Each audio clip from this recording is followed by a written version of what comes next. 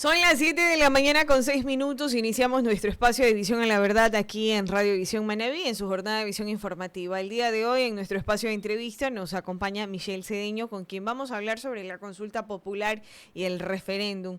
Es indispensable ir analizando cada una de las preguntas, por qué sí, por qué no, qué significa esto para el país. Con Michelle necesitamos resolver cuáles son los implicados, qué significa esto, por qué se puede votar sí o por qué no. Y sin más preámbulos, un gusto saludarte, Michelle. Soy Tanya Zambrano, desde la ciudad de Manta. Gracias por aceptar este espacio de entrevista. Buenos días, Tanya. Muchas gracias a ustedes por la invitación. Michelle, ya entrando de lleno en este tema del referéndum, de la consulta popular, me gustaría ir analizando pregunta por pregunta, y una de ellas, de manera inicial, en la pregunta número A, está que va a consultarle a los ecuatorianos por qué está a favor de que se instalen las bases militares extranjeras. Hay muchos motivos de sí y hay otros que dicen que no. Pero escuchar tu propuesta, entender esta situación e ir ampliando el tema es indispensable. Por ejemplo, bajo qué condiciones podrían llegar las bases militares, cuáles serían los límites de operaciones. Te pregunto esto porque una de las narrativas políticas es que, por ejemplo, Colombia no solo tiene una base militar extranjera, sino tiene varias. Sin embargo, sigue siendo uno de los países que se los catapulta o se los señala como uno de los principales exportadores de sustancias sujetas a fiscalización. Y en esa narrativa la ciudadanía se siente confundida. Sí, bueno, evidentemente una de las causas por las cuales las personas se sienten confundidas y preocupadas es esa la que planteas, Tanya, y también el tema de la pérdida de la soberanía. Pero considero que a la fecha el Ecuador enfrenta una amenaza inédita de crimen organizado, narcotráfico y violencia. La propuesta no entrega soberanía, permite convenios bilaterales controlados por el Estado, aprobados por la Asamblea, con objetivos claros de entrenamiento, e inteligencia. Y se trata más bien de proteger a la ciudadanía, no de ceder el país. El ejemplo que pones es sin duda preocupante porque nuestro vecino país, Colombia, tiene más o menos la misma capacidad de nosotros a la fecha en enfrentar este crimen organizado que nos ha llegado, que nos aqueja a la fecha, pero creo que es una oportunidad para poder trabajar también de la mano con otros países vecinos que enfrentan esta misma realidad y poder ir eliminando, contrarrestando, erradicando el crimen organizado en nuestro país. Esto es indispensable. Ahora, a nivel constitucional, ¿esto no genera alguna implicación que nos afecte en nuestra soberanía? Considero que no. Esto es un tema más bien de seguridad nacional, permitir acuerdos de cooperación militar con otros países para luchar contra el narcotráfico y el crimen transnacional. ¿Y cómo combatir esa narrativa? Usted dice cree que no, pero ¿cómo combatirlo? ¿Cómo explicarlo a la ciudadanía para que sientan esa confianza?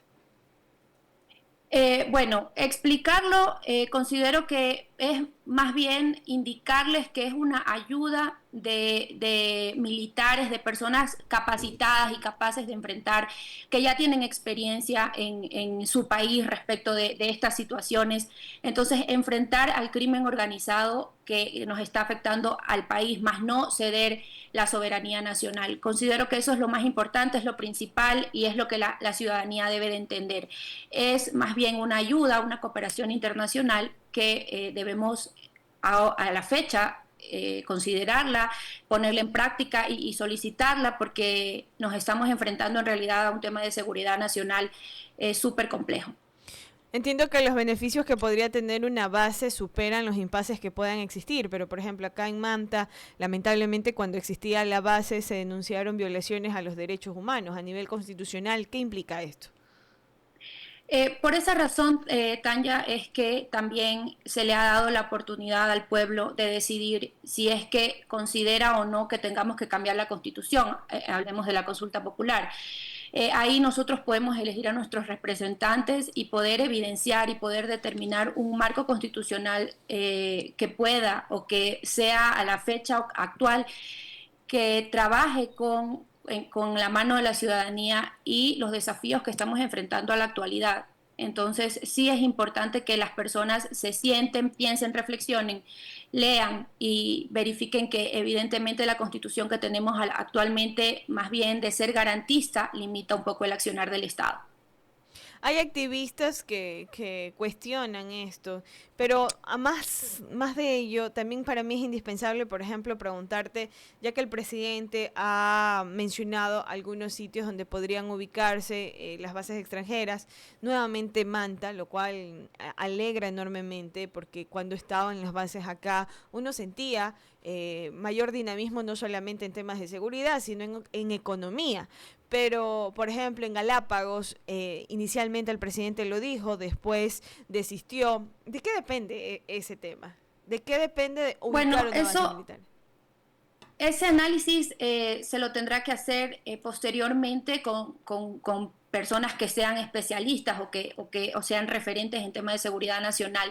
Sin embargo, considero que en un primer momento están consideradas las ciudades que son puertos y donde es mucho o donde existe mucha más facilidad de acceso de este tipo, por ejemplo, de sustancias sujetas a fiscalización, el tema del narcotráfico. Entonces, considero que en un primer momento esa es la narrativa. Que se tengan bases militares donde está afectando muchísimo más la seguridad nacional, en las ciudades donde se está afectando muchísimo más la seguridad nacional y entiendo que son las que tienen puertos que importan y reciben o podrían recibir este tipo de sustancias. Ahora, Michelle, ya saliéndonos de la pregunta número uno, que habla sobre las bases militares, se cuestiona mucho el tema de la soberanía. Otra de las preguntas, que sería la pregunta número B del referéndum, sobre las implicaciones a la eliminación del financiamiento del Estado a las organizaciones políticas. ¿Cómo entender esto? ¿Cuál es su análisis de los efectos que podrían implicar? Bueno, lo que busca, considero el gobierno, es acabar con el abuso del dinero público. Desde el año 2008, los partidos han recibido millones con poca rendición de cuentas. Entonces, el votar sí implica que los partidos vivan de su militancia, que fortalezcan la democracia porque vuelve más genuino el vínculo entre el ciudadano y el político. Entonces, considero que efectivamente es súper importante esta pregunta, que también, como les indiqué al inicio, se sienten y la analicen, porque estamos dándole dinero a un movimiento que muchas veces no tiene ni siquiera representatividad. Entonces, esto es una oportunidad para que los partidos políticos trabajen en sus bases, en sus militancias y puedan también autofinanciarse, no tener que siempre estar dependiendo del financiamiento estatal. ¿Existe jurisprudencia en el país o a nivel de América sobre las obligaciones del Estado para garantizar las condiciones igualitarias en las elecciones?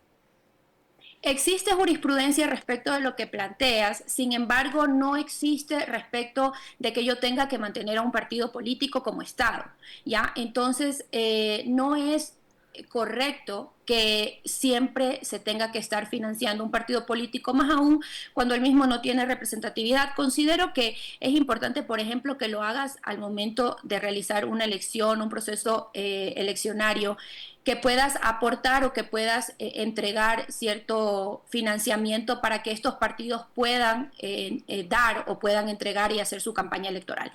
Sin embargo, no considero que el Estado tenga que mantener partidos políticos. Es por esa razón que en el Ecuador tenemos infinidad de partidos políticos, algunos que ni siquiera son conocidos, que no trabajan por la ciudadanía, que no trabajan por su militancia, sino que más bien trabajan incluso para enriquecer sus bolsillos con el dinero estatal que les llega para poder financiarlos.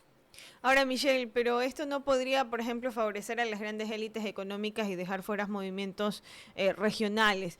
Supongo, yo, Tanya Zambrano, quiero participar en un proceso electoral, pero no tengo los recursos y finalmente eso era lo que ayudaba para que existiera ese pluralismo político. Sí, lo que pasa es que, o sea, considero yo que sí es importante que al momento eleccionario sí exista un rubro o una financiación respecto de las elecciones como tal, pero no un financiamiento de partidos de forma permanente. Lo que considero es que lo que se busca es acabar con el abuso del dinero público, como dije, y un tema también de que yo no entregue ese dinero y no me hagan una rendición de cuentas, porque Tanya, usted recordará, o no sé si podemos recordar en las últimas elecciones o en procesos eleccionarios de años, hay partidos políticos que no llegan ni al 1, 2, 3% de votantes, de votos, y evidentemente nadie dijo qué hizo con el dinero que fue entregado. Entonces, por esa razón es que considero que se ha puesto en una de las preguntas esta decisión, que finalmente será una decisión popular.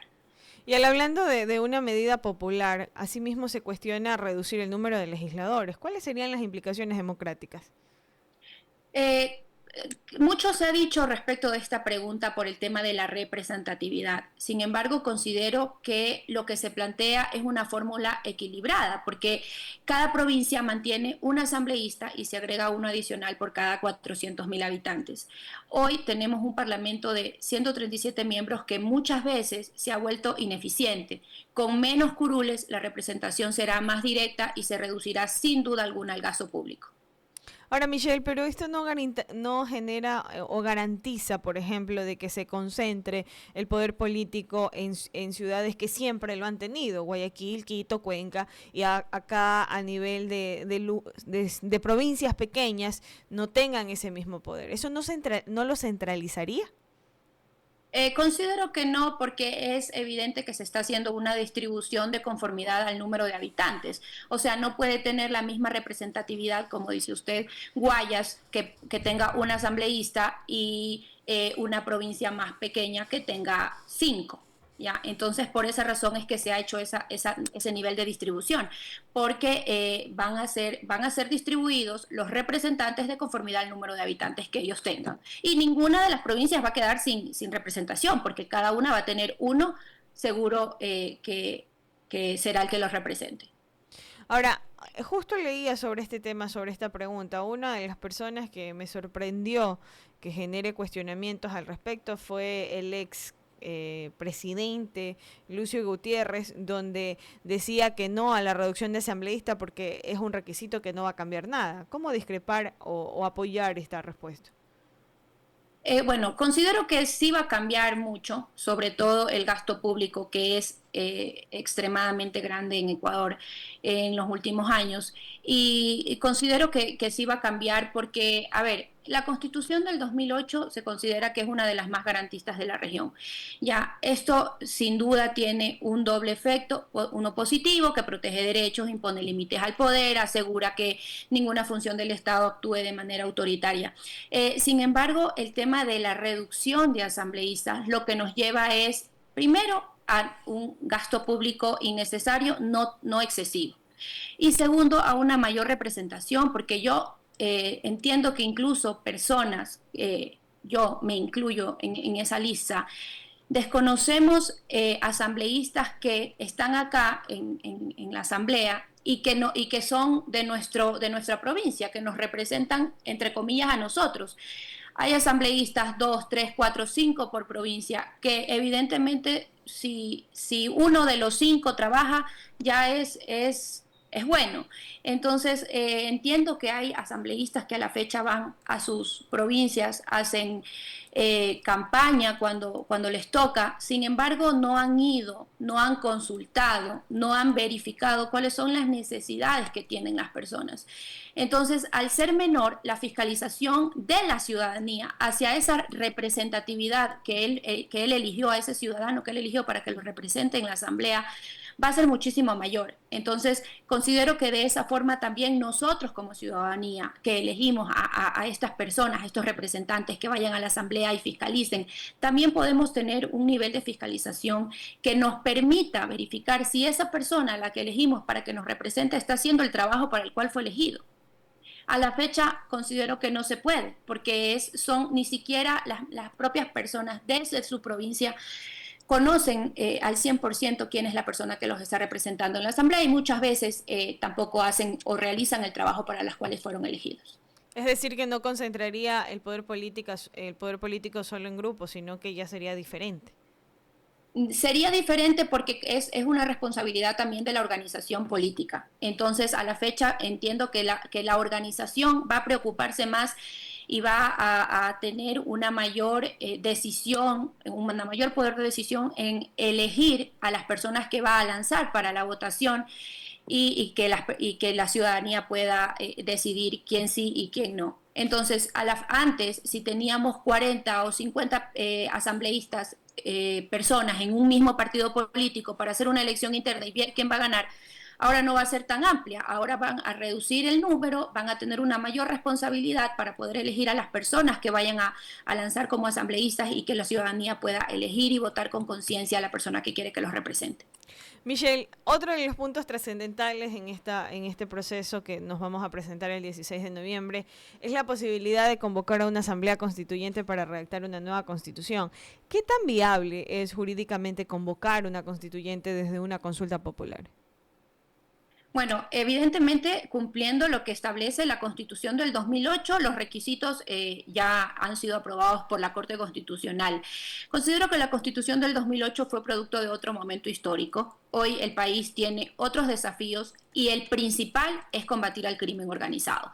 Otros tales como la digitalización, la crisis climática y lo que el gobierno propone es una nueva constitución redactada por representantes elegidos democráticamente, con participación ciudadana y con sujeción al voto popular. La constitución del 2008, como les indicaba, es una constitución que es absolutamente garantista, es una de las más garantistas de la región. Eso tiene un punto positivo, pero también uno negativo, y es que las disposiciones demasiado garantistas han generado dificultades para enfrentar el crimen organizado, debido como por ejemplo se establece en el propio decreto 153 que emitió el presidente, el sistema actual igual incluso y hasta prioriza los derechos del infractor por encima de la protección de las víctimas y de la sociedad en general. Entonces, considero sin duda que el Ecuador debe actualizar su marco constitucional para enfrentar desafíos globales actuales y sobre todo para poder tener una seguridad nacional, que es lo que más anhelamos a la fecha. Michelle, ¿y qué mecanismos de control ciudadano se podrían implementar para evitar, por ejemplo, que el proceso desborde o se use con fines políticos? Bueno, yo creo que la ciudadanía ahorita es la que tiene el sartén sobre el mango, porque el gobierno le ha puesto, le ha planteado a la ciudadanía decidir primero si quiere o no cambiar la constitución. Segundo, quiénes son los representantes que van a ir a representar, valga la redundancia, a ellos como ciudadanos, ya, y tercero, en un tercer momento, que es votar si es que ese marco constitucional o ese borrador de constitución es el que ellos quieren que entre en vigencia en Ecuador. Entonces son tres momentos súper importantes donde efectivamente y sin duda alguna es la ciudadanía la que tiene la última decisión ahora. Michelle, aquí este tema genera muchísimas preguntas. Yo realmente necesito preguntarte, por ejemplo, si los mecanismos, bueno, una nueva constitución va a resolver realmente los problemas estructurales del país o solamente los va a trasladar a otro escenario. Bueno, lo que pasa es que sí, creo que es la incertidumbre que tenemos todos los ciudadanos, pero creo que proponer qué reformas debería tener la Constitución del 2008 depende mucho de la visión política y de los problemas que se busca resolver. No obstante, con base en el análisis jurídico y en los debates académicos y sociales de estos años, te resumo los puntos más críticos donde considero que la Constitución del 2008 muestra tensiones o vacíos y donde considero que se deben plantear reformas. Por ejemplo, en la estructura del Estado y el equilibrio de poderes. Tenemos el tan criticado Consejo de Participación Ciudadana y Control Social. Muchos cuestionan su rol en la designación de autoridades de control. Se debate eliminarlo o limitarlo, devolviendo esas competencias a la Asamblea o hacer concursos públicos e independientes. En este mismo sentido, el tema de la reelección presidencial, el tema de las competencias de la Corte Constitucional. En lo que tanto nos preocupa, la seguridad y orden público, ¿qué va a pasar con el uso progresivo de la fuerza y de las Fuerzas Armadas? La Constitución del 2008 tiene un sesgo garantista que ha dificultado responder el auge del crimen organizado. Entonces, se debería precisar cuál va a ser el rol de las Fuerzas Armadas en la seguridad interna, pero también se deberá analizar el debilitamiento que el marco constitucional va a tener respecto de los derechos humanos. Cuando hablamos de este mismo tema, los estados de excepción, hay que clasificar cuáles serán las causales, los plazos, los controles para evitar abusos, pero también para dar respuesta real a la crisis que se vive de seguridad en el momento en que estos se emitan, porque como podrás recordar, hay algunos que pasan por la Corte Constitucional y que son declarados inconstitucionales. Otro tema importantísimo es el sistema político y electoral. ¿Cómo va a ser la representación territorial? Justo lo que hablábamos del tema de los asambleístas, pero ahora tenemos que analizar en el marco nacional de las autoridades que nos representan. Y el tema de, por ejemplo, segunda vuelta electoral. En el régimen económico y fiscal, la autonomía del Banco Central, cuáles van a ser las reglas fiscales, el tema de la seguridad social, que es un tema que afecta directamente a la ciudadanía. Y así te podría seguir nombrando, Tanya, algunos aspectos que creo que debemos analizar y que sin duda la responsabilidad que tiene ahorita el partido político que vaya a lanzar a un representante para la Asamblea Constituyente es absolutamente grande, porque sin duda es la persona a la que nosotros le vamos a entregar, a otorgar esta decisión de poder redactar y poder cambiar este marco constitucional, que es la vía o es el proceso que tenemos que seguir todos los ciudadanos para mejorar. Michelle, ya en la parte final, porque el tiempo nos apremia, está súper interesante tu explicación, pero necesito un mensaje de la ciudadanía, porque vamos a tener una fatiga democrática tras tantas consultas. Después de esta viene el tema de la elección de los alcaldes, después, o sea, es algo increíble todo lo que estamos viviendo a nivel político en el país. Entonces, más allá de los tecnicismos, más allá de todo lo que nos explicas, ¿qué debe saber el ciudadano antes de ir a votar?